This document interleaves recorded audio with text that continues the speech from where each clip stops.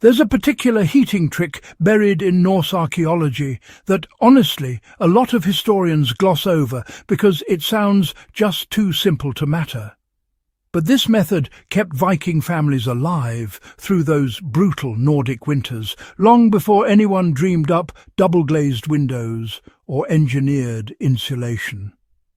And here's where the story, well, it becomes almost unbelievable.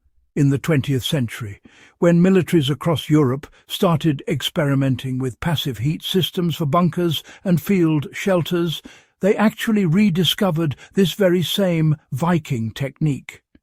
It was so efficient, so fuel-saving, and, interestingly, so difficult to detect with thermal imaging, that some nations actually classified their adapted version as military-only technology during the Cold War. If you stay with me for the next minute, you'll understand why ancient Scandinavians already possessed a heating system that modern armies fought to keep secret. And, why it still matters for survivalists and extreme climate engineers today.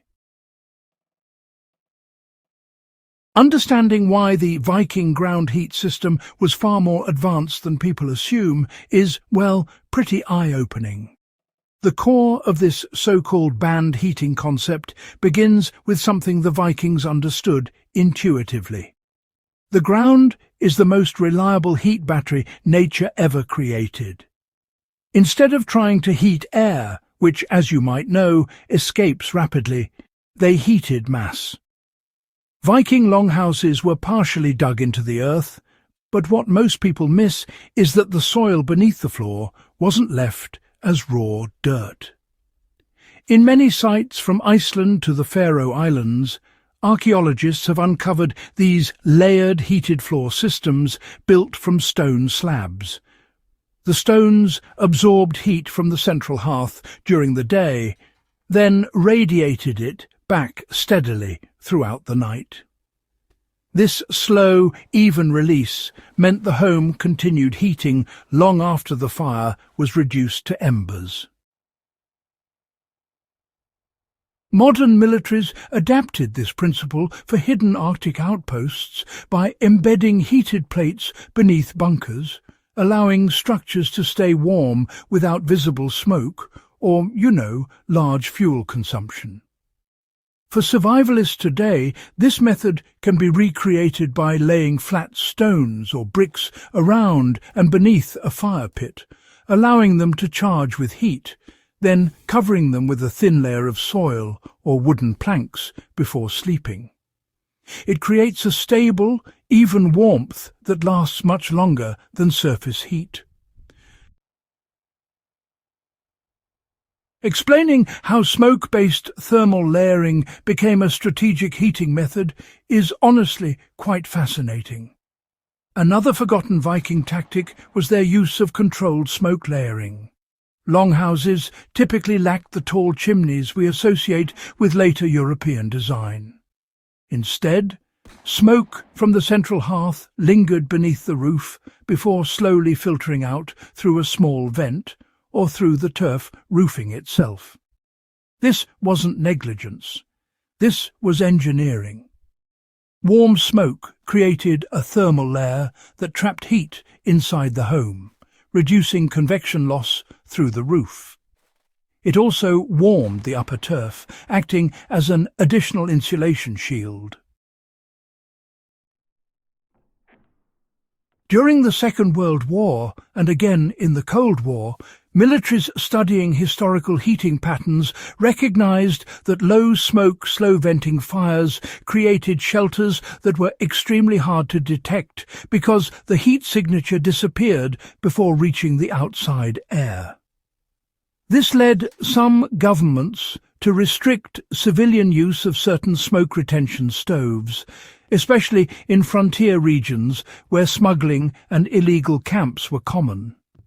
The modern survival application isn't to fill a room with smoke, but to design a shelter with a controlled low-vent chimney or a small exit vent that prevents heat from rushing out. A narrow vent near the roofline, paired with a central fire or rocket stove, recreates the same insulated smoke layer without compromising ventilation.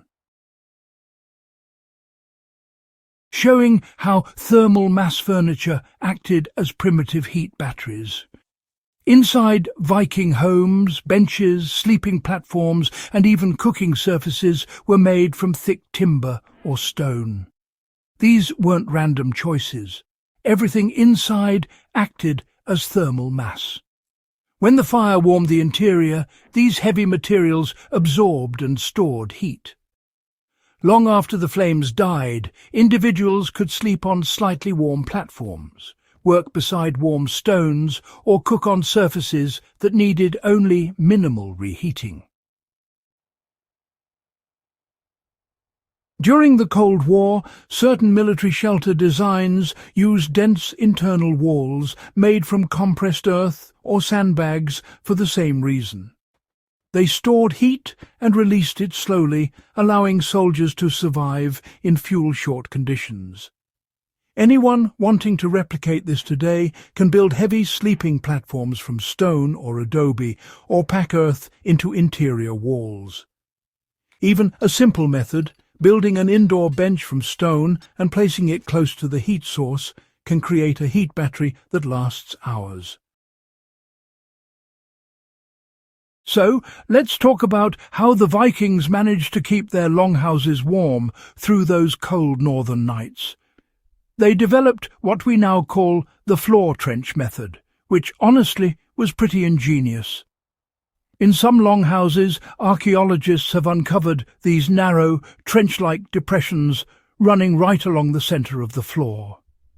These trenches weren't just for show. They acted as controlled airflow channels and radiant heating zones. Fires would be lit above them, and the heat would soak into the stones and earth within the trench.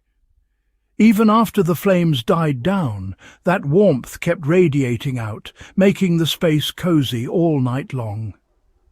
By keeping the fire low, the trenches also helped reduce smoke and directed most of the heat to where it mattered, right at body level.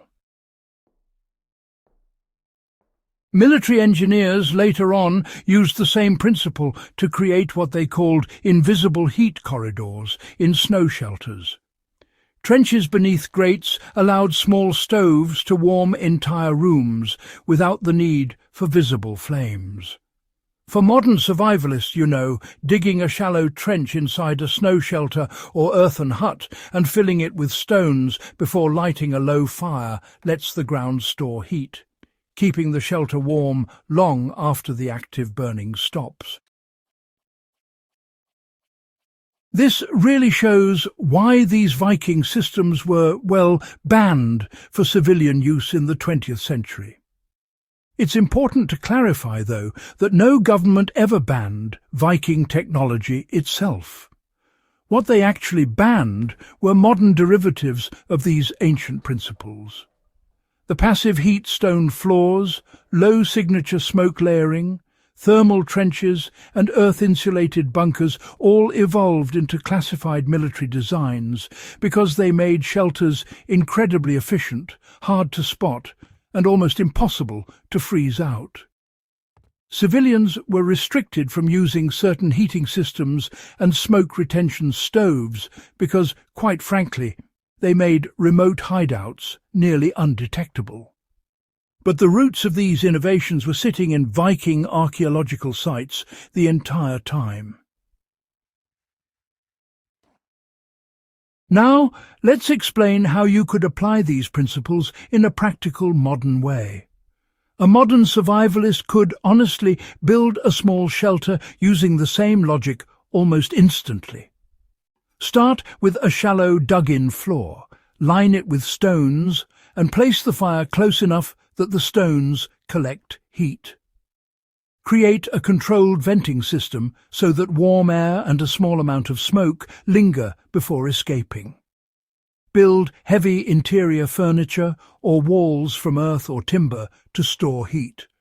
And if snow or sod is available, just pack it thickly around the exterior, exactly as the Vikings did with turf. In testing environments, these methods often outperform thin, insulated modern tents and even some lightweight cabins because, well, they rely on stored heat, not constant fuel. If you enjoyed this deep dive and want more historical engineering breakdowns that still matter for modern survival, make sure you subscribe to the channel, share this video, and stay with us here on In the Beginning for the next discovery waiting in the ruins of the past.